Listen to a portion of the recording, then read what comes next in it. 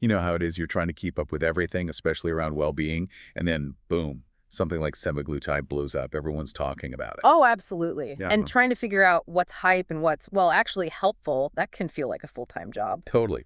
So that's what we're doing today. We're going to dive deep into some really insightful perspectives from Dan Hollis on this. We've looked at his stuff, and it's not just the usual take. Right. We're trying to get past the sort of surface level chatter. It's not just about the drug itself, how it works biologically, tinkering with hunger signals. Exactly.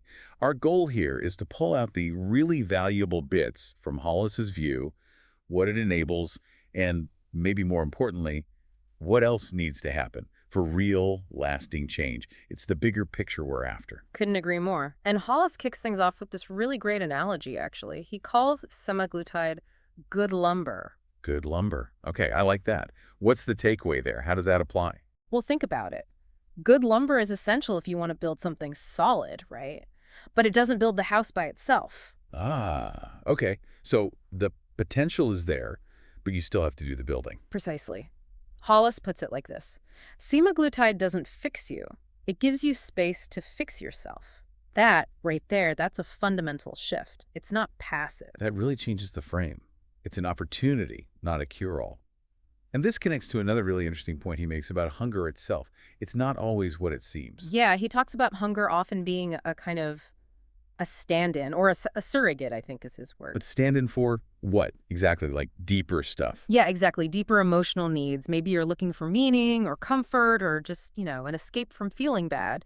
Things we often don't consciously connect to reaching for food. So semaglutide kind of turns down the volume on the physical hunger noise. Right. And when that happens, these other underlying emotional drivers, they suddenly get a lot louder. They have space to surface. Which can be unexpected, I imagine.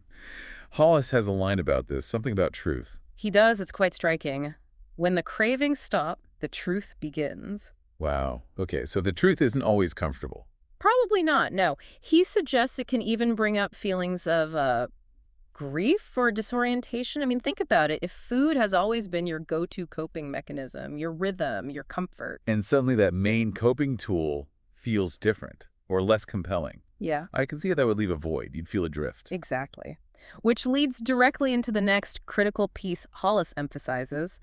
You can't really navigate that void alone. You need support.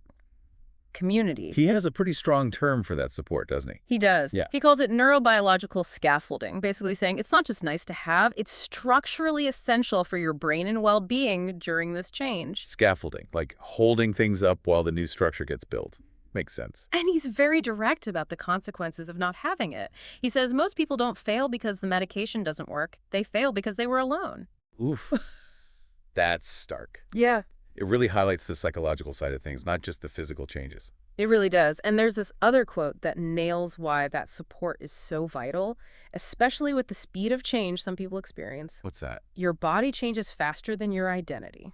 Ah, so you might look different, feel different physically, but your sense of self, your internal map, hasn't caught up yet. Exactly. And bridging that gap, that requires support, reflection, maybe even guidance. Doing it solo is incredibly tough. Okay, so semaglutide creates the space, Hmm. community provides the scaffolding. What's the actual work involved in building this new internal structure? Hollis calls it mental architecture, right? Yeah, building that new mental architecture. It's about consciously creating new patterns. He talks about establishing rituals, rhythm, routines. So not just white-knuckling it and resisting old habits, but actively constructing new ones. Pretty much. Replacing the old food-centric routines with new ways of living, coping, finding joy, managing stress. It's about structure, not just vague motivation, which, let's face it, often fades. That sounds much more sustainable. And it feels like this whole approach also involves, well, redefining what winning even looks like in this context. Totally. It's not just about the numbers on the scale going down. Hollis puts it beautifully. This journey isn't about eating less. It's about living more. Living more. I like that. Yeah. The real win condition, as he calls it, isn't hitting a target weight necessarily. It's feeling alive and engaged enough that food just isn't the main character in your life story anymore. Which ties perfectly into this other profound idea he has about narrative, the story we tell ourselves. Oh, this one's crucial. He says, weight loss is biology. Staying there is narrative. Okay, unpack that. Biology gets you there, narrative keeps you there. Sort of, yeah. Biology, the medication, the initial changes that can shift your physical state. But if your underlying story about who you are, your relationship with food, your coping mechanisms, if that story doesn't change, You're likely to revert back to the old patterns eventually, because the old story is still running the show. exactly, that old narrative pulls you back. Hollis notes that people often just go quiet after losing weight. They don't actively build and live into a new story that reflects and supports their new reality.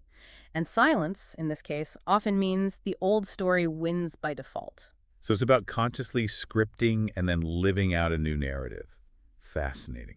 Ah, Now, let's pivot slightly because Hollis also talks a lot about emotional hunger, specifically. He has this great line. yes. Emotional hunger sounds like a craving, but it's actually a question, a need asking to be seen. A question. Okay, so that pang we feel isn't always feed me, it might be notice me. That's the idea. It's a signal, but we often misinterpret it. Hollis points out how easily we can mistake feeling tired or lonely or bored or overwhelmed. For physical hunger. Yep. And then we reach for food because that's the signal we think we're getting, or maybe just the easiest answer we know. So semaglutide quiets the physical hunger signal, but it doesn't magically solve that underlying emotional need, does it? No, not directly. And Hollis is really clear on this. He says, semaglutide isn't the solution to emotional eating. It's the silence that lets you find one. The silence. Right. It clears away the static of the physical cravings, so you can actually hear the quieter emotional question underneath. That's it precisely. It creates the mental space, that quiet where you can start to investigate. You can begin to ask yourself that really crucial question he often prompts. What am I really hungry for? Exactly. And exploring that question, getting curious about what need is really driving that urge to eat when you're not physically hungry. That's the core of addressing emotional eating. It takes awareness. It takes self-empathy. So it's less about fighting the craving and more about understanding the message behind it, treating it like a clue. You got it.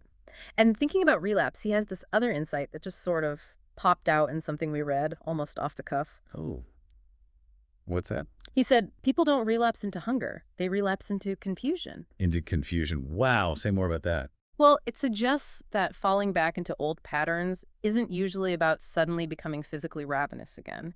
It's more often about losing that mental clarity, losing touch with the new narrative, getting overwhelmed by life, and defaulting back to the old, familiar, albeit unhelpful ways of coping because you're confused, lost. The new structures haven't solidified enough to withstand the stress. Maybe the new narrative isn't loud enough yet. Something like that, yeah.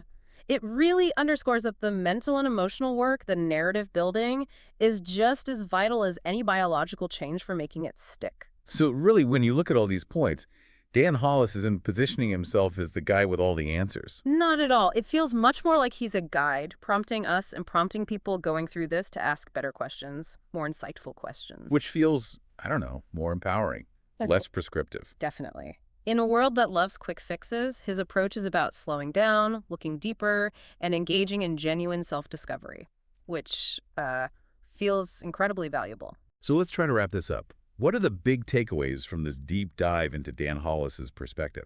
Semaglutide is a powerful tool, like that good lumber. But it only gives you the space to do the work. It doesn't do the work. Right. And that work involves facing the emotional questions often hidden beneath cravings. Absolutely.